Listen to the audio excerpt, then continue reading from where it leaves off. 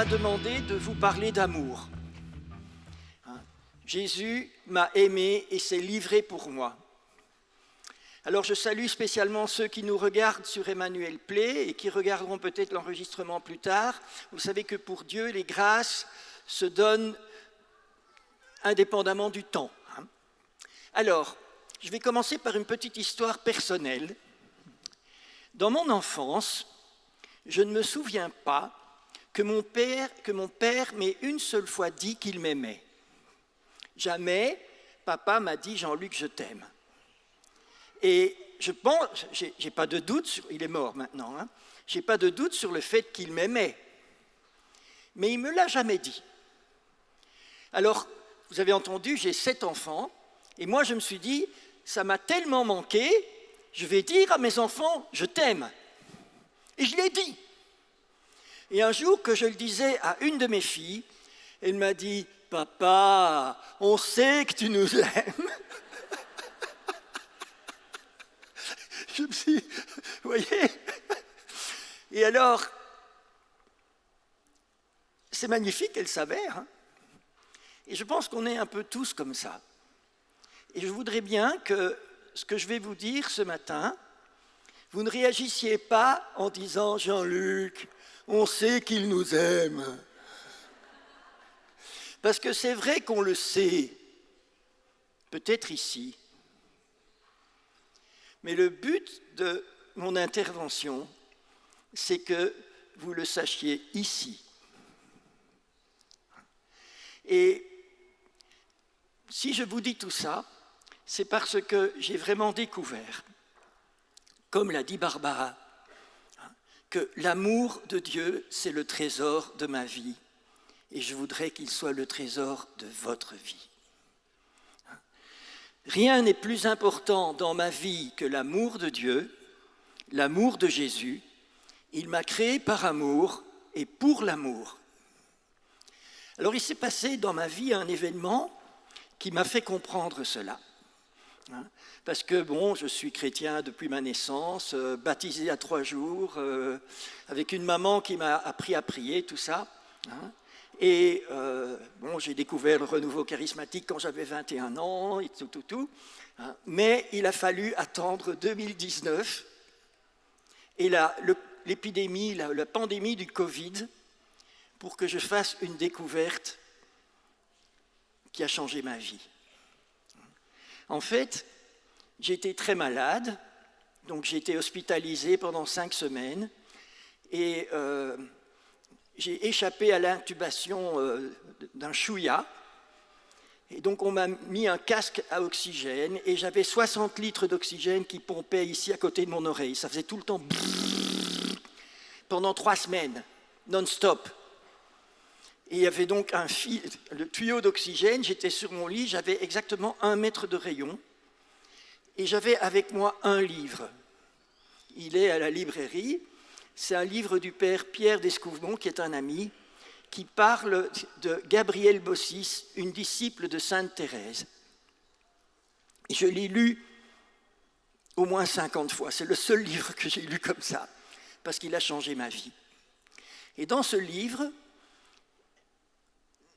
Gabrielle Bossis partage les monitions qu'elle a reçues de Jésus et qui sont aussi publiées sous un autre titre, parce que là, c'est toutes les monitions, ça s'appelle « Lui et moi ».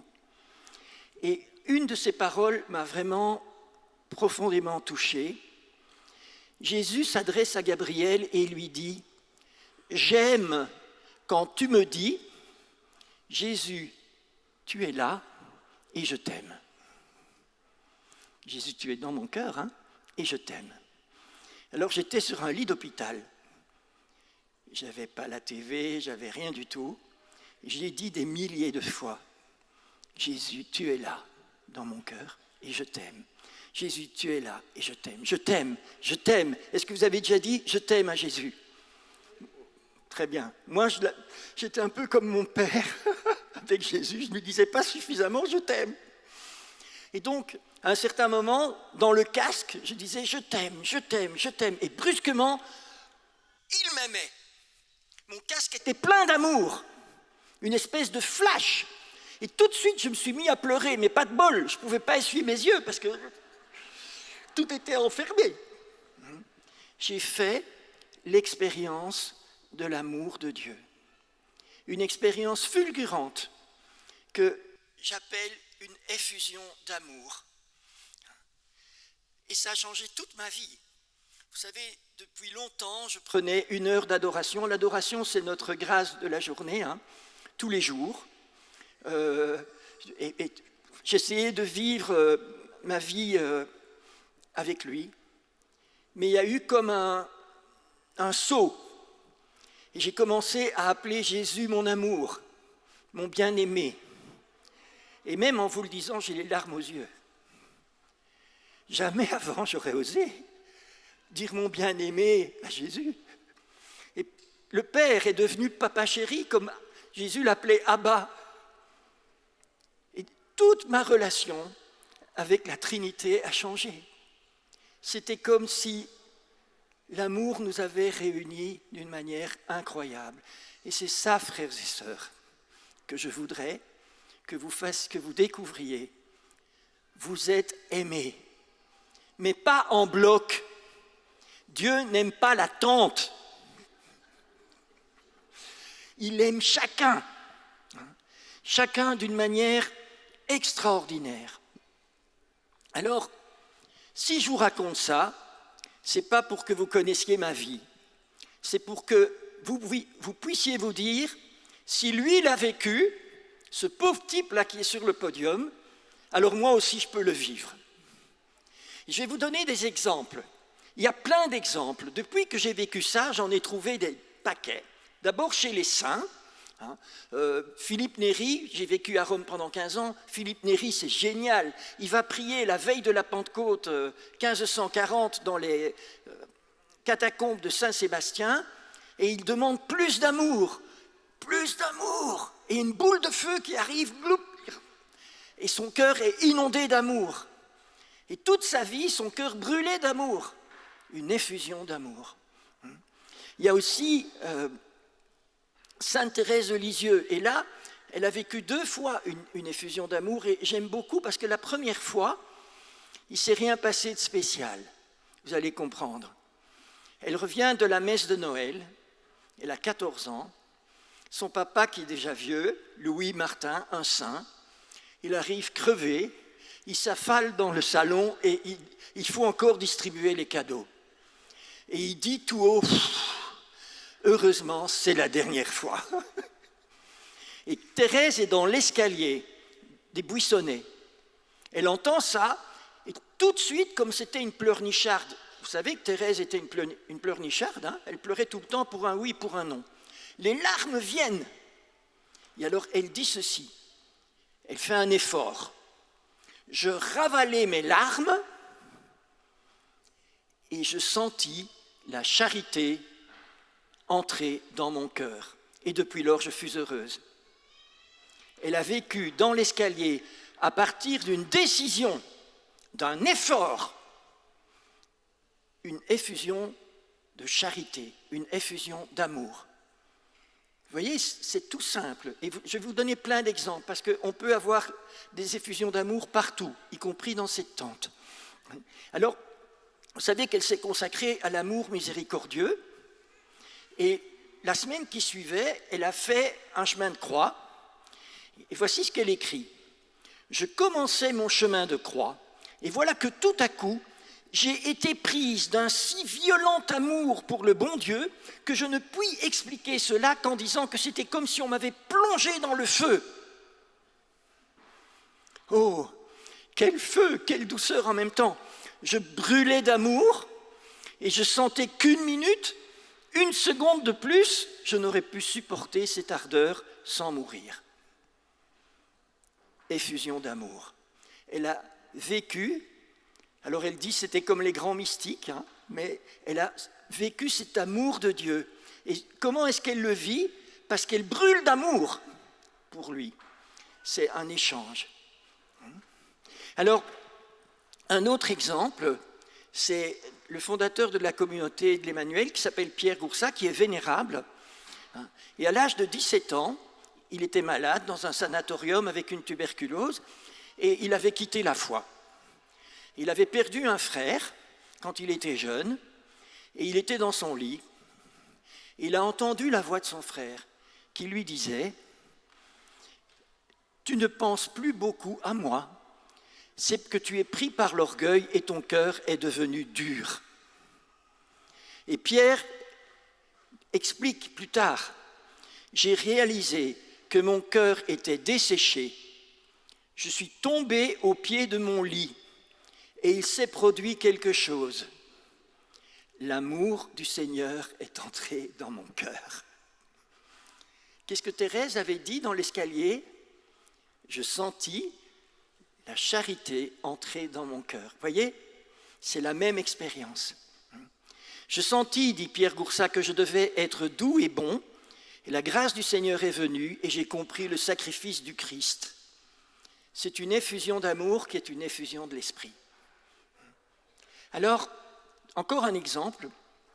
Là, c'est un couple que j'ai bien connu, et ils ont un procès de canonisation en cours. Ils s'appellent Cyprien et Daphrose Rugamba, et ils se sont mariés en janvier 1965 à Kigali, ils sont rwandais, et Cyprien avait été profondément blessé dans son histoire personnelle, et les 18 premières années de leur mariage ont été très très difficiles.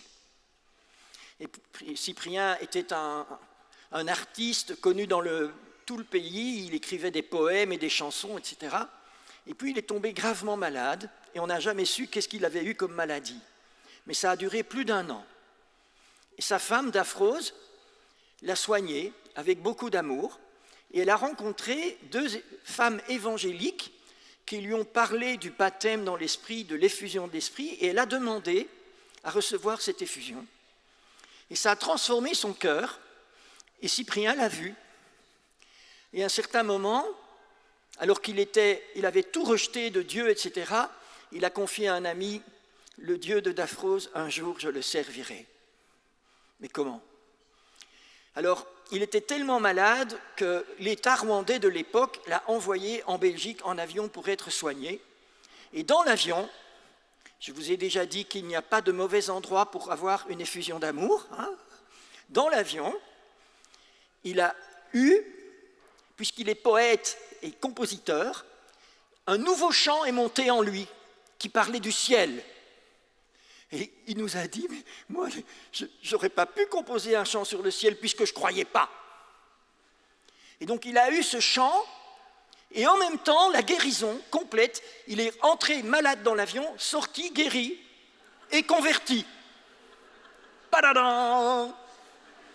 Ça, c'est une effusion. Et à partir de ce moment-là, d'abord, leur couple a été un couple extraordinaire d'amour conjugal, de pardon, de tendresse. Je me souviens toujours, je voyais Cyprien et Daphrose qui se tenaient par la main. Vous savez, dans beaucoup de pays africains, un homme et une femme ne se tiennent pas par la main, c'est pas culturel. Alors je disais, mais Cyprien, qu'est-ce que tu fais? Il dit, je rattrape le temps perdu. Alors, et donc, cette effusion qu'ils ont vécue tous les deux a été tellement forte qu'ils ont donné leur vie. Et ils sont morts assassinés pour leur amour de Jésus. Et le 7 avril 1994, on est venu devant leur maison et les soldats, le chef des soldats a crié « Alors Cyprien, tu es toujours chrétien ?» Ça veut quand même dire qu'on ne venait pas l'assassiner pour d'autres raisons que celle-là. Et Cyprien a répondu « Oui, et je suis prêt. Mon habit de danseur est prêt. » Parce qu'il avait dit « J'entrerai au ciel en dansant. » Et voilà. Alors maintenant, on fait leur procès de béatification avec leurs enfants qui sont morts avec eux. Ils ont vécu l'amour de Dieu dans leur vie. Alors, vous allez me dire, oh là là, bon, Jean-Luc, tu donnes que des exemples inimitables, des gens qui ont des procès de canonisation, et là là là. Donc, je vais vous donner des exemples de gens normaux, comme vous et moi, d'accord? Alors, en fait, C'est mon dada de parler de l'amour de Dieu, et j'en parle chaque fois qu'on me le demande. J'étais, au début du mois de juillet, à une session qu'on appelle Paray en région. Et il y avait entre 120 et 150 personnes. Et je parle de l'amour de Dieu, de l'effusion d'amour, et 3 personnes sont venues me voir, je vous raconte. D'abord, une. C'est une dame d'environ 70 ans qui a perdu la foi à 15 ans parce que son papa est mort quand elle avait 15 ans. Elle en a voulu à mort à Dieu. Et elle a bazardé sa foi. Elle a vécu plus de 50 ans sans Dieu. Mais voilà, quand elle avait 13 ans, elle a accepté d'être la marraine d'un petit garçon. Ce petit garçon s'est converti, il est devenu diacre. Et un jour, elle assistait à une cérémonie familiale où son filleul, diacre, officiait et faisait une prière pour ses propres parents. Et alors, elle me dit ceci. J'ai senti un voile d'amour, et elle fait le geste jusqu'ici. Un voile, couverte par l'amour de Dieu, un voile d'amour. Et alors, elle me dit, et puis, le diacre a dit, maintenant, si vous voulez dire quelque chose, dites-le. Elle s'est levée, elle a dit, je sens l'amour de Dieu, il est là. Mais elle était incroyante. Et alors, tout le monde s'est mis à pleurer, toute la famille a pleuré. Et son mari me disait, oh, moi aussi, j'aurais voulu sentir l'amour de Dieu comme elle. Mais mon vieux, l'expérience de ta femme t'appartient aussi. Et d'ailleurs, il était là, à cette session. Donc, leur vie a complètement changé. Une autre, j'adore cette histoire-là aussi. C'est une dame, donc, elle vient me voir, elle me dit, écoutez, je vais vous raconter ce qui m'est arrivé, c'est incroyable, parce que j'étais dans ma paroisse, c'était la messe du dimanche, et je vais communier. Je rentre à ma place, je m'assieds, et puis elle me dit, le toit de l'église avait disparu. Oh! Et c'était comme si le ciel descendait. J'étais rempli de l'amour. C'était tellement fort que j'étais sûr que tout le monde dans l'église vivait la même chose que moi. Et ce n'est qu'après que j'ai découvert que les autres, ils n'avaient pas eu le toit qui était parti. C'est beau, hein? C'est tellement beau. Et alors, un monsieur, on fait l'adoration. Aujourd'hui, c'est la journée de l'adoration. Et dans l'adoration, j'ai prié. Je vous signale que j'ai beaucoup prié pour vous, depuis que je sais que je dois vous parler. Et ça fait un petit temps. J'ai vraiment prié pour que vous fassiez cette expérience de l'amour incroyable de Dieu pour vous. Et donc, je priais pour ces personnes. Et là, il y a un homme qui a, dans l'adoration, senti cet amour de Dieu incroyable. Et le problème, c'est qu'il n'arrivait plus à s'en débarrasser. C'était trop fort. Alors, pendant toute l'adoration, puis on a remis le Saint-Sacrement, il est parti chez lui, et puis au milieu de la nuit, il s'est réveillé, il dit, je dois aller adorer, je dois aller adorer. Et il y avait dans la paroisse une chapelle d'adoration permanente, et il me dit, j'y vais de nouveau, plein d'amour. Voyez. Bon, il n'y a pas 2 histoires les mêmes. Je peux vous en citer des paquets. La femme qui crie au secours pour le Seigneur, et 2 jours après, elle va dans sa salle de bain et elle me dit, j'ai reçu une douche d'amour. Une douche d'amour dans la salle de bain. Génial. Il y a mais plein d'histoires comme ça. Donc, ou bien, ici à Paray-le-Monial, dans l'exposition du Saint-Sacrement, c'est très courant. Une jeune fille, c'était un 14 juillet, il allait avoir le feu d'artifice. Et donc, elle se dit, je vais vite aller dire bonjour à Jésus, et puis je vais voir le feu d'artifice. Elle va, c'était dans le parc des Chapelains, il y a une procession du Saint-Sacrement, le Saint-Sacrement arrive devant elle, elle est foudroyée par l'amour de Dieu. fini le désir d'aller au feu d'artifice. C'était fini. Elle était là, et puis, transformée. Ou bien une petite fille de 9 ans. Maintenant, elle en a plus de 70. Hein. Ça veut dire que ça date. Et je suis chez ces gens, et je parle de l'effusion d'amour, et elle me dit, « Oh, quand j'avais 9 ans, j'étais dans la chambre chez ma grand-mère, dans ma chambre, et la journée avait été difficile. Et à un certain moment, ma chambre a été pleine d'amour. Et j'en vis encore aujourd'hui, des dizaines d'années plus tard. » Alors vous voyez, c'est magnifique. Hein. Dieu est extraordinaire. Alors pour ceux qui suivent le parcours effusion de l'esprit et charisme, en fait, comme l'Esprit Saint est amour, les effusions d'amour sont aussi des effusions de l'Esprit Saint. D'accord ? Alors, vous avez donc compris que j'essaye de vous dire que Dieu vous aime. Hein ? Alors, vous avez tous reçu, je pense, un truc comme ça. Hein ? Oui. Hein ? Qui osera le porter pour aller faire ses courses ? Bravo. Dieu vous aime.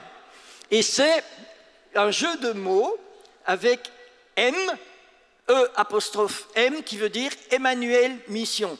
Hein? Donc vous avez un stand aussi là-bas, vous pouvez y aller. Alors, vous savez que dans la communauté d'Emmanuel, on a souvent le sens de l'humour, on aime bien rire. Et alors là, quand même, il y a un truc. Dieu vous aime, c'est Léon qui l'a dit.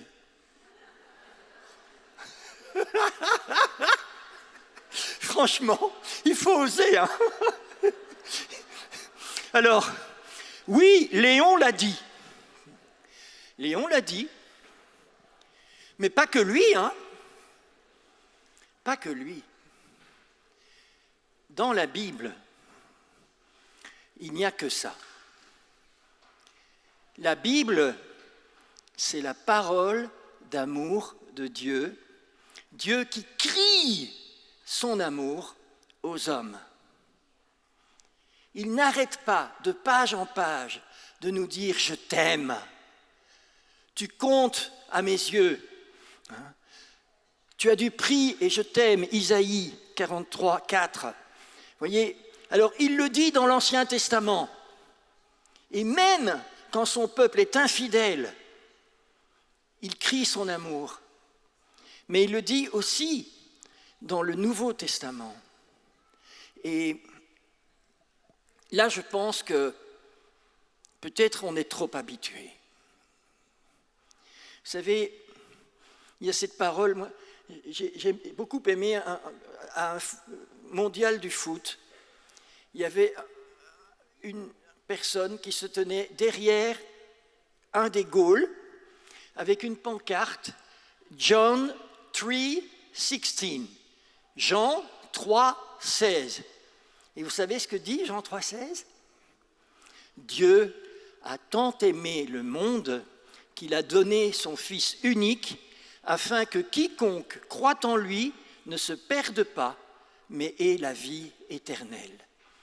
Voilà l'amour de Dieu. Et ce chrétien, derrière le goal, voulait que le monde entier sache que Dieu vous aime. Il a donné son Fils unique pour cela. Et puis, non seulement il l'a donné, mais aussi jusqu'à la mort. Et Jésus l'a dit lui-même, il n'y a pas de plus grand amour que de donner sa vie pour ceux qu'on aime. Alors vous voyez, nous sommes ici devant la croix, la double croix, la blanche et celle qui est derrière. On a fait le signe de croix tout à l'heure, au début de la louange, à la fin de la louange. Nous voyons des croix partout. Frères et sœurs, est-ce que vous réalisez ce que c'est que la croix ?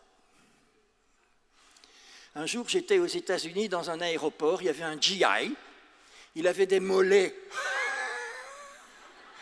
énormes, et sur un de ses mollets, il y avait une croix. Et je me suis dit, Seigneur, ta croix est partout.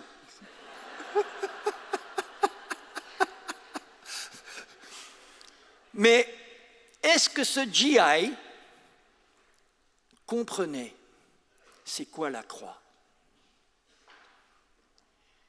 Regardez Jésus sur la croix. Saint Alphonse de Ligorie a dit que c'est en regardant la croix que les saints sont entrés dans la science de l'amour de Dieu.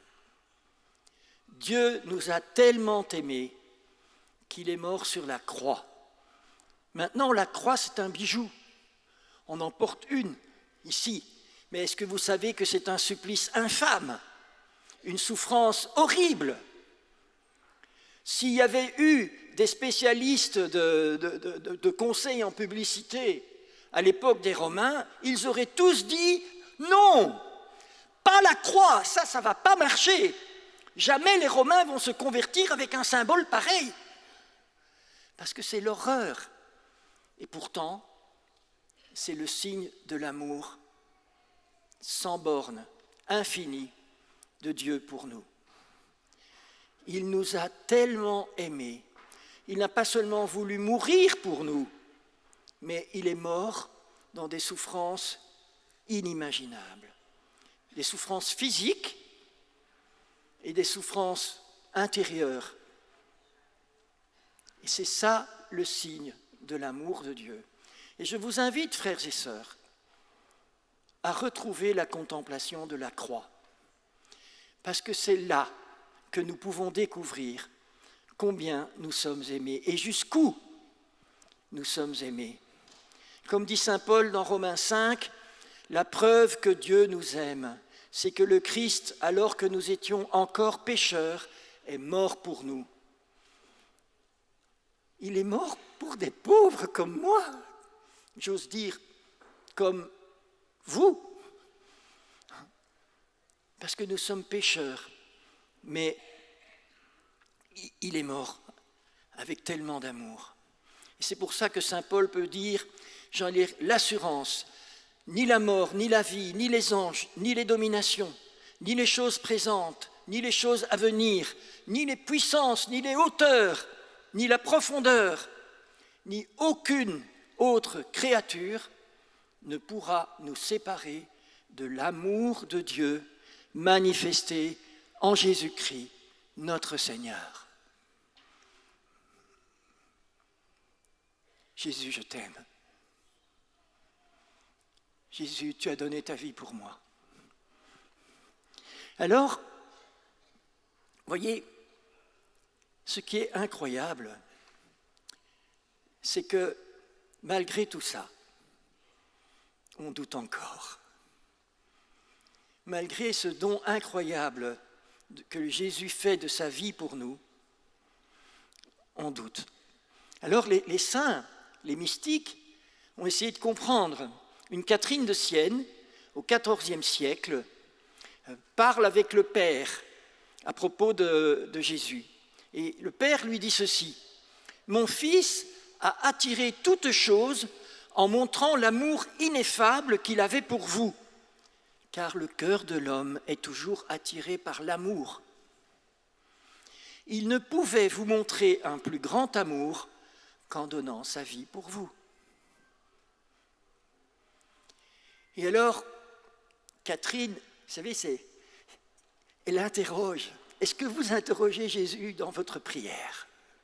Elle se pose des questions.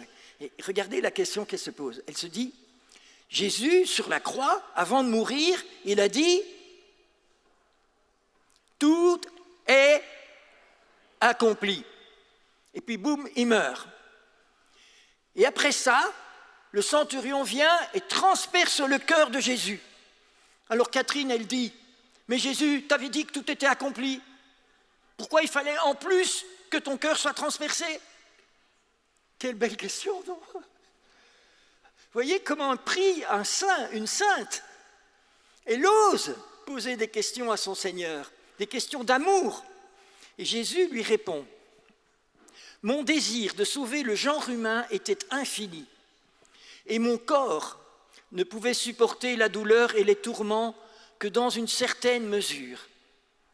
Ce qui était fini ne pouvait donc montrer l'amour infini dont je vous aime. L'amour infini dont je vous aime. Alors, dit Jésus, excusez-moi, mais là, on est avec les subjonctifs imparfaits. C'est traduit comme ça. Alors, je voulus que vous vissiez le secret de mon cœur et je vous le montrai ouvert pour vous faire comprendre qu'il vous aimait plus que ne pouvait le montrer ma mort. Waouh! Le cœur de Jésus a été ouvert pour nous montrer le surplus de son amour, que sa mort ne suffisait pas à montrer. Et il reste ouvert pour l'éternité, pour que nous puissions y entrer. Et c'est là qu'on va arriver à ce qui s'est passé ici, à Paray. Parce que, donc, le Christ a vécu tout ça. Et pendant des siècles et des siècles, les chrétiens ont essayé de s'approcher du mystère de la croix et de son cœur transpercé. Mais à un certain moment, il y a 350 ans, Jésus a trouvé qu'il fallait donner un regain, un renouveau à cette connaissance de son amour. Et il a choisi Marguerite Marie, ici, à Paray-le-Monial, pour se manifester à elle. Un petit détail. Toutes les apparitions de Paray-le-Monial ont eu lieu pendant l'adoration. Et ce n'est pas un détail sans signification. Je reviendrai là-dessus. Alors, il lui a dit, mon divin cœur est si passionné d'amour pour les hommes et pour toi en particulier, que ne pouvant plus contenir en lui-même les flammes de son ardente charité, il faut qu'il les répande par ton moyen et qu'il se manifeste à eux. Il l'a dit à Marguerite Marie, mais il le dit aussi à chacun de nous. Il veut se répandre par notre moyen, par nous, par notre cœur. Et puis, le Christ a aussi émis une plainte. La plainte de celui qui ne se sent pas suffisamment aimé. Voici ce cœur qui a tant aimé les hommes, qu'il n'a rien épargné jusqu'à s'épuiser et se consumer pour leur témoigner son amour. Et en reconnaissance, je ne reçois de la plupart que des ingratitudes. Par leur irrévérence et leur sacrilège, et par les froideurs et les mépris qu'ils ont pour moi dans ce sacrement d'amour. Alors vous voyez, à travers Marguerite Marie, Jésus a voulu nous révéler son cœur, son divin cœur, humain et divin, qui brûle d'amour pour nous. Et il nous demande deux choses, il y a deux requêtes. Un, Jésus veut qu'on sache qu'il a un cœur et que ce cœur est plein d'amour pour nous. Jésus, vrai Dieu et vrai homme, a un vrai cœur et ce cœur est brûlant d'amour pour nous. Et la deuxième chose, il veut aussi nous faire savoir qu'il souffre de ne pas être aimé comme il faudrait, et spécialement dans l'Eucharistie. Et je vous rappelle que toutes les apparitions de Paray se sont passées devant le Saint-Sacrement. Alors pourquoi Jésus a-t-il voulu montrer son cœur? D'abord, sans aucun doute, et ça a été dit bien hier par le Père Thomas, pour manifester le réalisme de l'incarnation du Fils de Dieu. Il s'est fait homme avec un cœur d'homme. Dieu a un cœur. Waouh! Et ensuite, le pape François répond aussi à la question pourquoi il a voulu montrer son cœur. Il écrit dans Dilexit Nos. Vous savez ce que ça veut dire, Dilexit Nos en latin?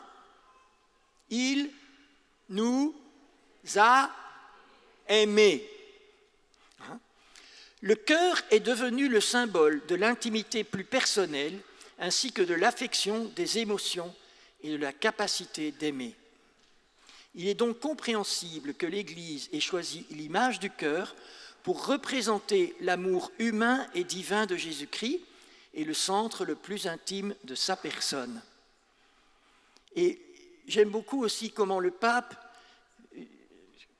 unifie les choses, parce que en fait, moi, vous savez, je suis mathématicien de formation, les trucs ça doit être logique. Alors, quand je vois Jésus qui prend son cœur comme ça, je me dis, mais enfin, qu'est-ce que ça veut dire je t'aime, cœur de Jésus, quoi. Moi, j'aime Jésus tout entier, hein. Et vous? On aime Jésus, on n'aime pas que le cœur de Jésus, vous êtes d'accord? On aime Jésus tout entier. Eh bien, voilà.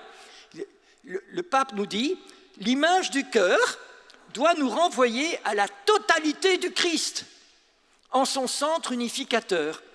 Et simultanément, à partir de ce centre unificateur, elle doit nous amener à contempler le Christ dans toute la beauté et la richesse de son humanité et de sa divinité. Et moi, je trouve qu'on le voit très très bien sur cette image. On voit le cœur, qui est un soleil d'amour, et c'est aussi le Christ, c'est aussi la croix, c'est aussi la gloire, c'est l'amour qui rayonne, c'est mon sauveur, mon bien-aimé, votre bien-aimé. Alors il s'est passé quelque chose que je trouve génial dans la vie de Marguerite Marie, c'est qu'elle aussi a vécu une effusion d'amour, que j'appellerais mystique.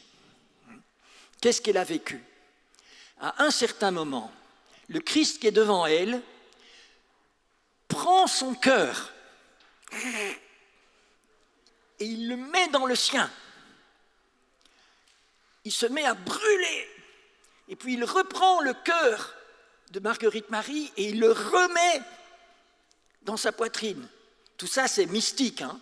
Ce n'était pas une opération chirurgicale du docteur Barnard, comme on a entendu hier. Hein.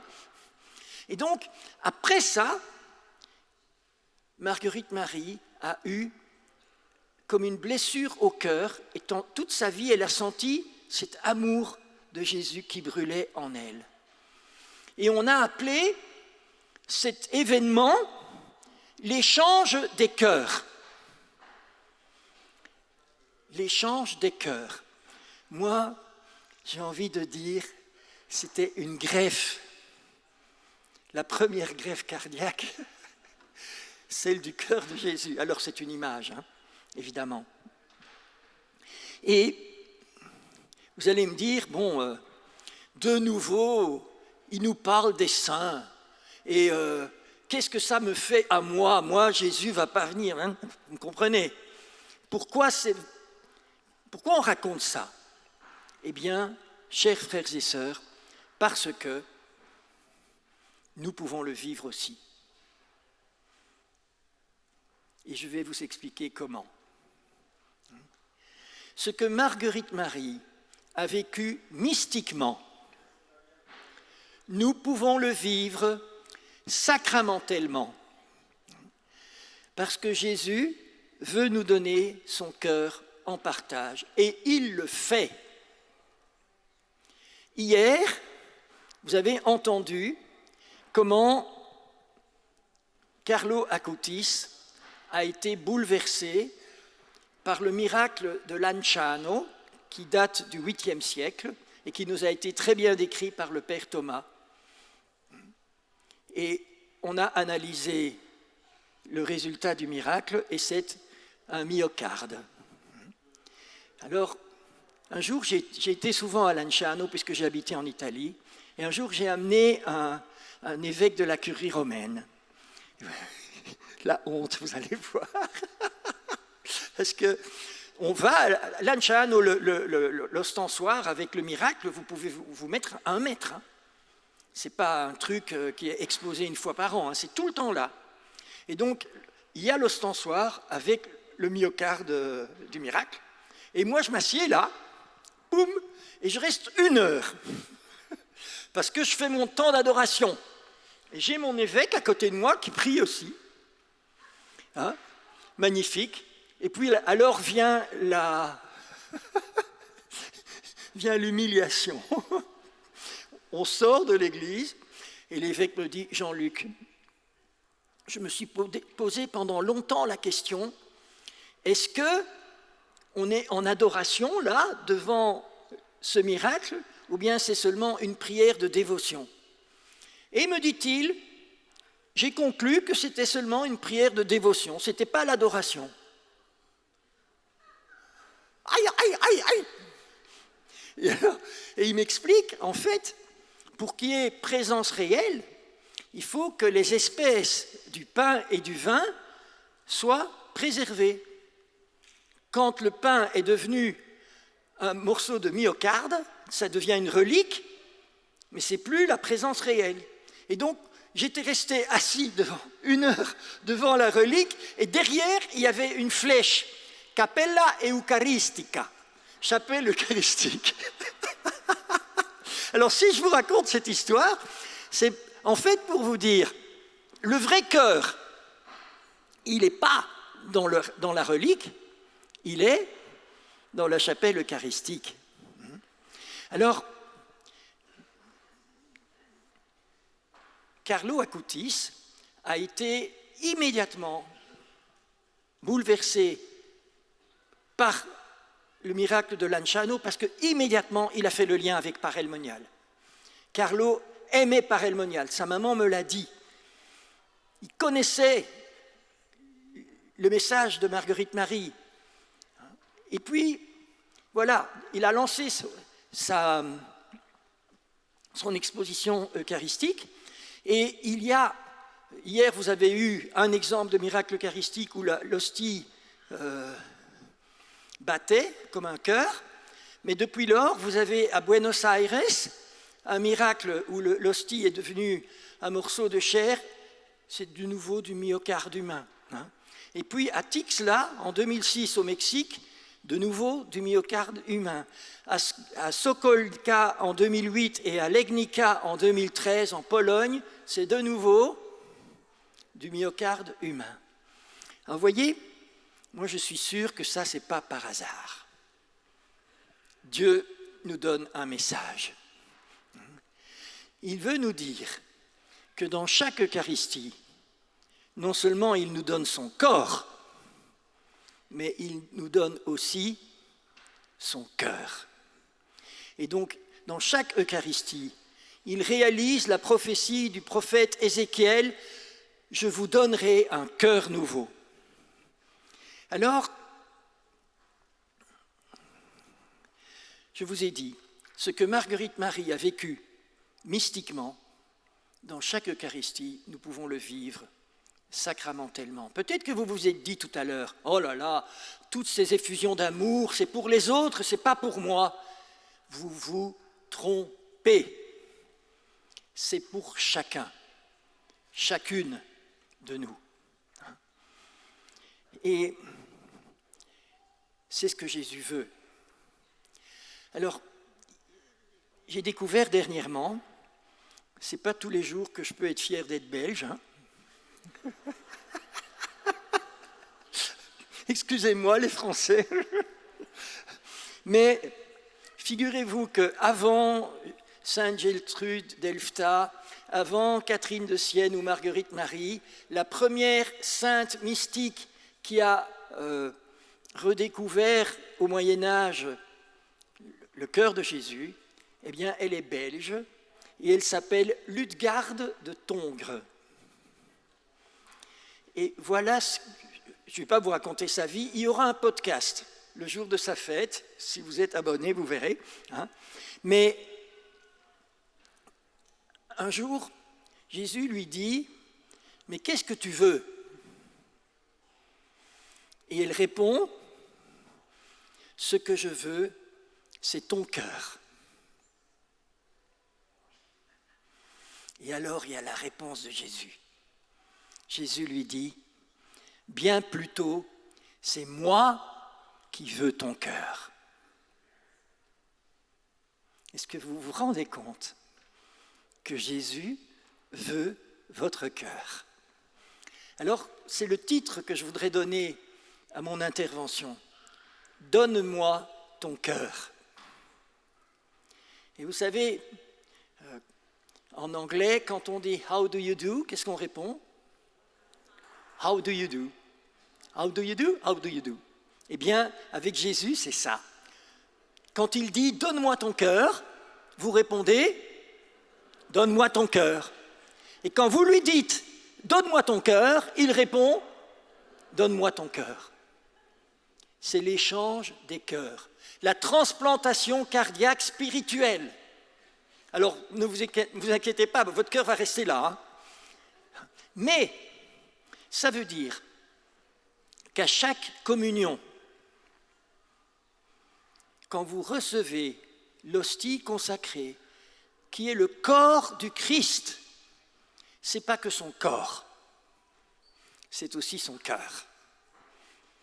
Et ce que je vous propose, parce qu'on va avoir la messe bientôt, eh bien, c'est de dire à Jésus, quand vous le recevez, communiez d'une manière nouvelle, communiez comme quelqu'un qui veut vivre une effusion d'amour, parce que chaque communion est une effusion d'amour. Chaque communion, c'est le don d'amour de Jésus à votre cœur.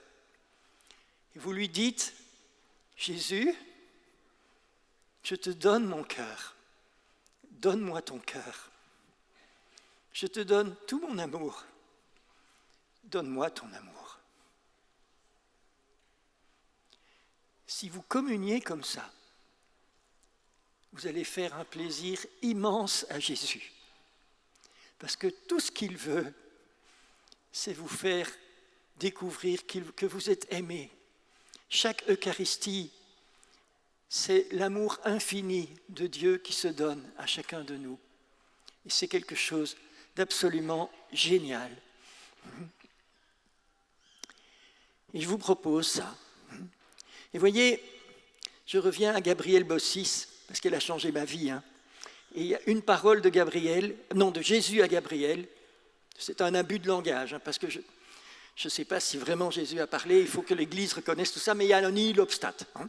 Mais Jésus lui dit, « Aime-moi comme tu peux, je parachève. »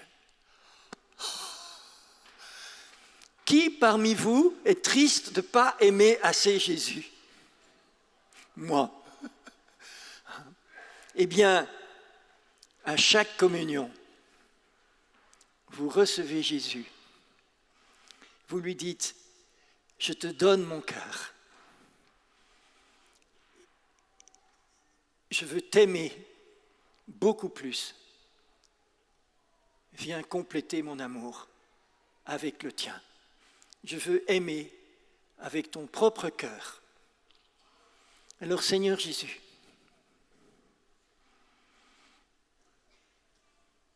tu nous as aimés d'un amour infini.